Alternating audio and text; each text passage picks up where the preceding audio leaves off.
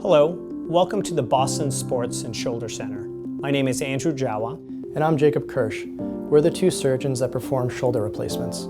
If you're watching this video, you may be a candidate for a shoulder replacement. The purpose of this video is to first go over the basic anatomy of the shoulder. Second, it's to help you understand the difference between a reverse shoulder replacement and a regular shoulder replacement and which one may be best for you. And lastly, it's to go over the benefits of shoulder replacement surgery, decreasing pain, improving motion, but to also talk about the risk and the complications that unfortunately can be associated with surgery. Lastly, we want you to hear from two of our patients, one who had a regular shoulder replacement and the other who had a reverse shoulder replacement. At the end of the day, having a shoulder replacement is a very personal decision, and it's all about weighing the risks and benefits. So let's go over the basic anatomy of the shoulder. This is the model of a right shoulder. So if you're looking at me, this is my right collarbone, this is the right collarbone in the model. This is the arm bone, and this is the shoulder blade. There are two layers of muscle before you get to the shoulder joint. There's one big layer of muscle called the deltoid, which is on top, which is this muscle. And then there are four muscles underneath there. 1, 2, 3, 4. These four muscles collectively are called the rotator cuff. It's called the rotator cuff because each of them rotates your shoulder, and in the body they all blend together to create a cuff of muscle like a sleeve cuff. Now, underneath the rotator cuff is your shoulder joint, and that's the focus of what we're going to be talking about today. This blue stuff is called cartilage. Cartilage is unbelievably smooth and it has no nerves. Unfortunately, it could wear down, and when it wears down, the bone underneath can rub on bone. And that hurts because bone has nerves in it. Additionally, you get stiff because bone is very rough while cartilage is very smooth, so it limits your motion. This process of the cartilage wearing down, the bone rubbing on the bone, the pain, the stiffness, that collectively is called arthritis. The major driver in getting arthritis is mainly genetics. It's called osteoarthritis. But there are other reasons you can get arthritis. You can get it from trauma or fractures. You can get it from diagnoses called rheumatoid arthritis. Now, other things that we have to consider in the anatomy is the rotator cuff. The rotator cuff can tear where it attaches to the bone. And when it tears, it can pull back. It pulls back because there's some elasticity in the muscle, like a rubber band. And it can even lead to a second one tearing in the back. If these tear, and if they've been torn for a long time and they pull back, the ball can migrate upwards of the shoulder joint, and it can eventually rub up against this bone up here, which can hurt and actually can lead to the wearing down of the cartilage up top. Additionally, if the cartilage has been worn down for a while, it can actually wear down into the cup, which we call the glenoid, and it can really distort the anatomy and affect our ability to do a shoulder replacement. And we take in consideration all these anatomical factors, the rotator cuff, the erosion into the bone, how much the cartilage is left, in making the best treatment decision for you and your family. After a patient is deemed to be an appropriate candidate for a shoulder replacement, there are generally two replacement options that we consider. The first is called an anatomic shoulder replacement, and the other is called a reverse shoulder replacement. Either Dr. Jawa or I will have an individualized discussion with you regarding the overall condition of your shoulder, as well as both your short-term and long-term functional goals, so that together we can come up with a treatment plan that's most appropriate for you. The first replacement option we're going to talk about is called an anatomic shoulder replacement, and this is a model of an anatomic replacement. It's called an anatomic shoulder replacement because we essentially replace the worn-out arthritic bony surfaces with components that look like what your normal anatomy was supposed to look like without arthritis. For instance, we replace your humeral head, or the ball of the ball and socket joint, with a metal humeral head that looks like what the normal anatomy is supposed to be like without arthritis. Additionally, on the glenoid or the socket side, we replace your worn-out socket with a medical-grade plastic socket, so that after an anatomic shoulder replacement, you have metal rubbing on plastic, so the surfaces are very smooth and it improves your range of motion dramatically. When you think about an anatomic shoulder replacement, it's most similar to thinking about changing the tires on a car. We replace the worn-out surfaces with new ones that have the same design and function, However, we don't do anything to change the motor or what powers the car. In the shoulder, the thing that's most similar to the motor is the rotator cuff. One of the most important functions of the rotator cuff is to provide stability to the shoulder, and in conjunction with your deltoid, allows you to move your shoulder and your arm. So it's very important that in patients where we're considering an anatomic shoulder replacement, that they have a good quality rotator cuff. Overall, an anatomic shoulder replacement is an excellent option for patients with a good quality rotator cuff who tend to be a little bit younger and more active. Approximately 80% of patients who receive an anatomic shoulder replacement can have that replacement last at least 20 years. The next option we're going to talk about is called the reverse shoulder replacement, which really has been one of the biggest innovations in the world of shoulder surgery. It's called a reverse shoulder replacement because unlike the anatomic replacement, with the reverse, we actually take the ball and put it on the socket side, and the socket goes on the ball side.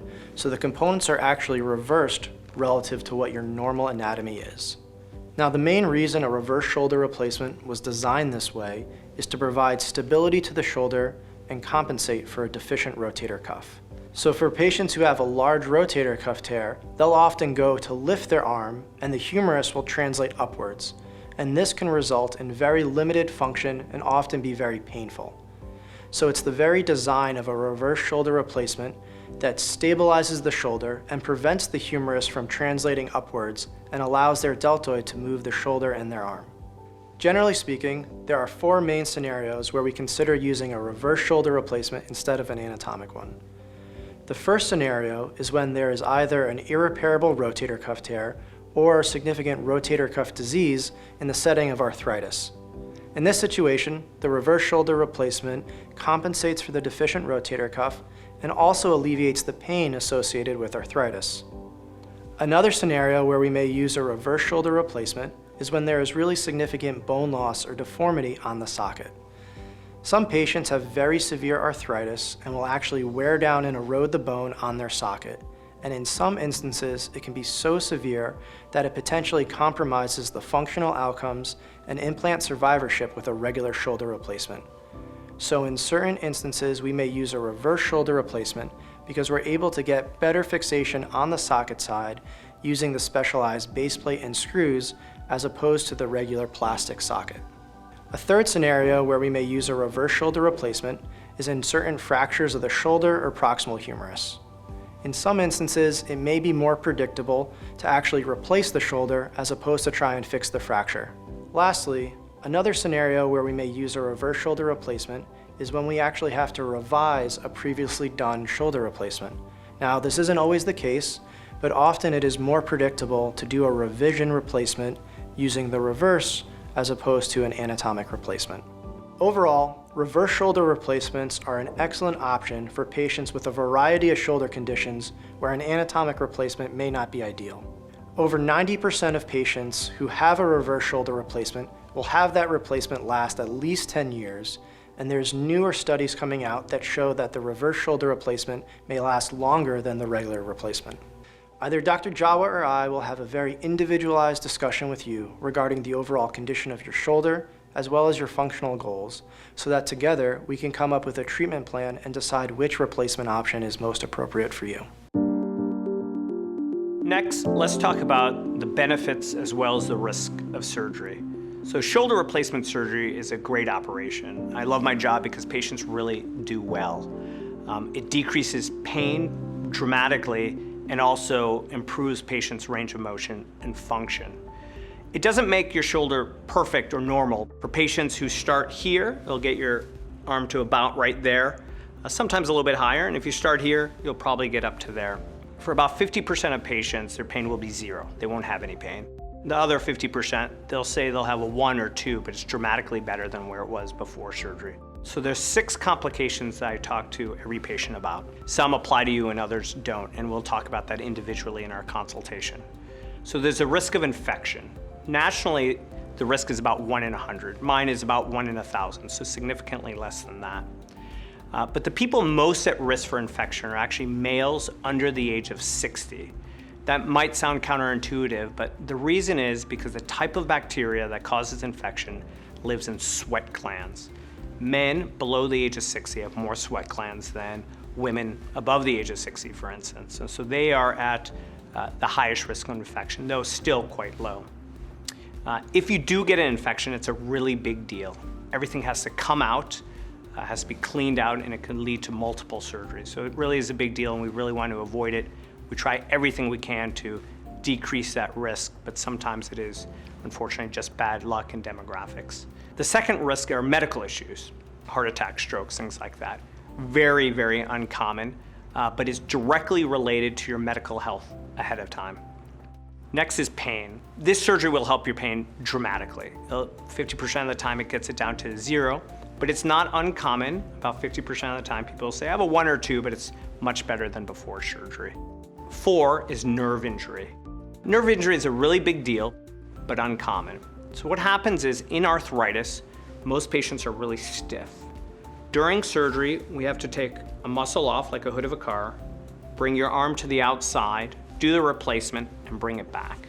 And in doing so, we stretch the nerves that go to your hand. Nerves are like rubber bands though, and they're stretchy. But the problem is as we get older, the nerves become less stretchy, and they're like rubber bands that become brittle. So if we stretch them more than they tolerate, they can be injured or damaged, and that can lead to permanent numbness or weakness in your hand. It could be a really big deal, affect your ability to hold things or drop things or always have numbness. The good news is it's very uncommon. It's about 1 in 300. It does affect women, typically above the age of 75, more than others, but it's still relatively uncommon.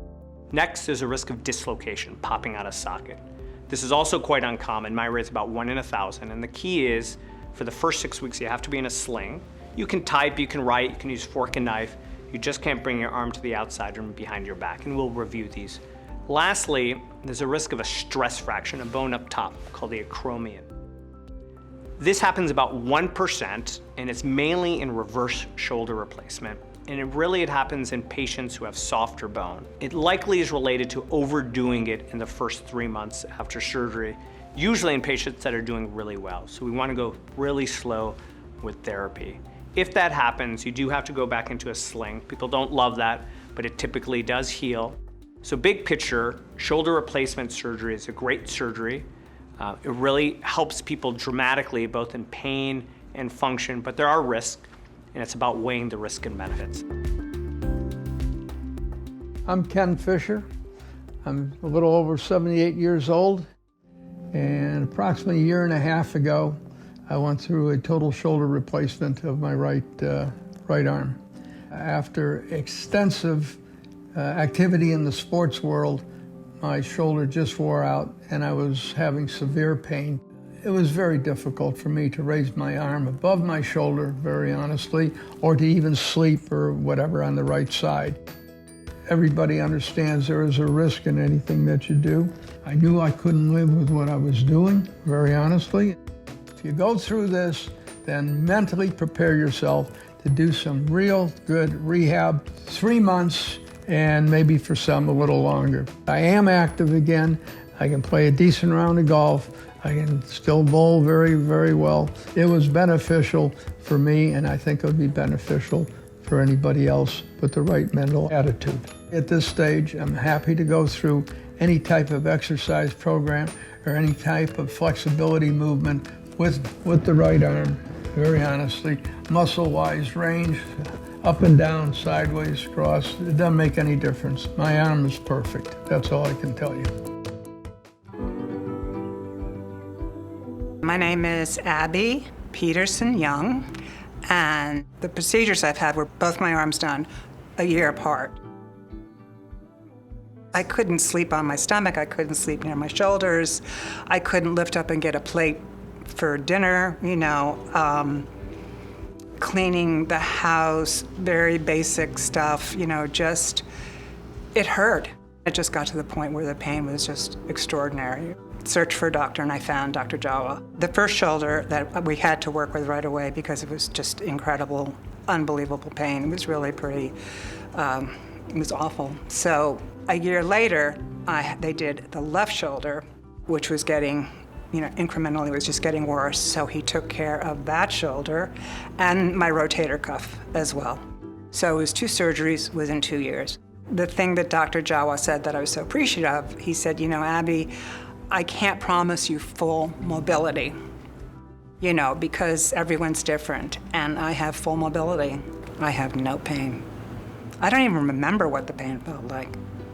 I knew it was bad, but I like that it's gone. A shoulder replacement is an excellent operation and really dramatically improves patients' lives, both improving their pain and function.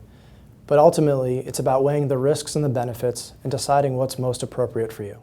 We're here to help you make that decision for you and your family. So thank you for watching this video. If you have any questions or concerns, please reach out to us.